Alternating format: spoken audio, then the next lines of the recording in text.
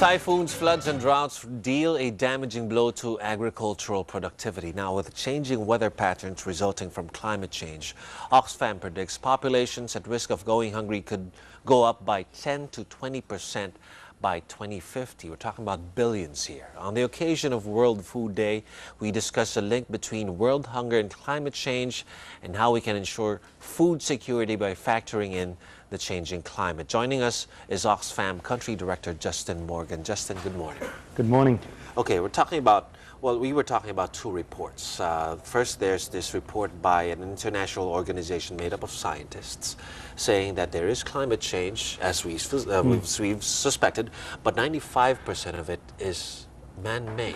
They're 95% sure now that it is man-made. 95% sure that it's man-made. So the skeptics out there saying climate change is not a human-made incident are now getting proven wrong. That they're 95% sure that climate change is a result of man-made activities. Okay, and then climate change is directly affecting food supply globally, not just in the country, it's global.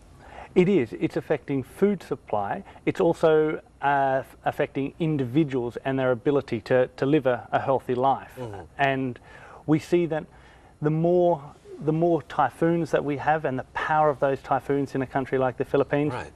In other countries where they have longer droughts, these all affect access to food, as well as making sure that there is enough food available for everyone to enjoy. Mm-hmm. And just a sample, here in the Philippines, just recently we had a typhoon that disrupted supply.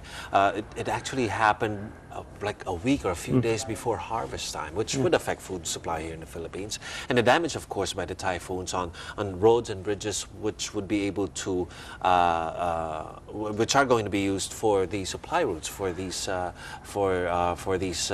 products. You're exactly right, and that type of incident affects us here in Manila and across the country, but also when we think about those individual farmers, those smallholder farmers that are being affected, they have just lost their entire crop. So they have already put in all of their costs. They have bought the seeds and they have invested, and now they're getting no return on that investment. So the risk of those individuals also going hungry for a longer period of time has increased as a result. Okay, but this is not something new. No. For the past years, well, for the Philippines, and we were talking about this off-cam, there's a part of the Philippines, which Mindanao, which is not a usual route for weather disturbances, is now being affected. And of course, without the definite proof yet, a lot of people are saying that this is because of climate change. But what can the government do? The government has been doing something about it, but has it been enough?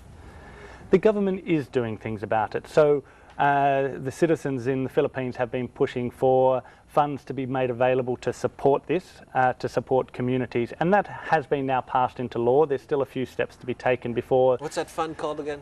It is the People's Survival Fund. People's Survival Fund, okay. So it's passed into law, and there's a few steps that need to be taken to get it into the community so that they can start to look at adaptation. And Oxfam, as an example, is working with communities to prepare them. So we're in Mindanao itself, so working with them to make sure that they have plans that are contextual for their own needs.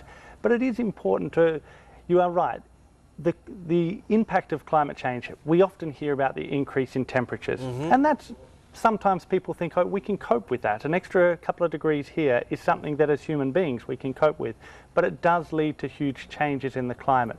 So we may not be seeing necessarily more rain, but what we are seeing is rain that is coming in heavier downpours in shorter periods of time, which has more damaging effects. Okay, Justin, we'll continue our discussion in a bit. Meanwhile, let's go live to Bohol, where President Aquino is being briefed.